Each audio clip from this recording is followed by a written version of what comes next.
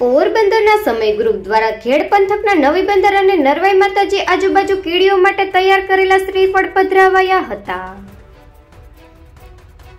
પોરબંદરના સમય ગ્રુપ દ્વારા દ્વારકા ખાતે કીડીઓ માટે કીડિયારું પૂર્યા બાદ સોમનાથ મહાદેવના સાનિધ્યમાં તથા વીરપુરમાં તેમજ નવી બંદર ભાદરાઈ માતાજીના સાનિધ્યમાં કીડી માટે સેવા યજ્ઞનું કાર્ય કરવામાં આવ્યું હતું।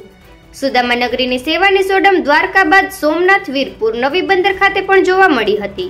પોષી પૂનમના પવિત્ર દિવસે નવી બંદર ભાદરાઈ મંદિરના સાનિધ્યમાં આ 268 શ્રીફળ તૈયાર કરવામાં આવ્યા હતા અને સંસ્થાના યુવાનો દ્વારા સેવા યજ્ઞ યોજી અને પુણ્યનું ભાથું બાંધ્યું હતું।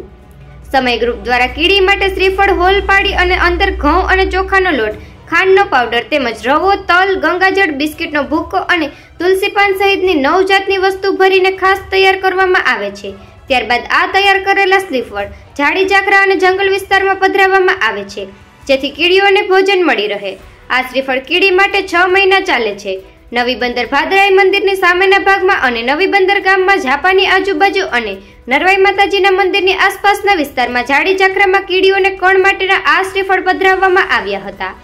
આ રીતે સમય ગ્રુપના સેવાભાવીઓએ સુદામા નગરીની સેવાની સોડમ દ્વારકા, સોમનાથ, વીરપુર તેમજ નવી બંદર સુધી મહેકાવી હતી। ત્યારે નવી બંદર વાસીઓએ પણ આ સેવા કાર્ય બિરદાવ્યું હતું।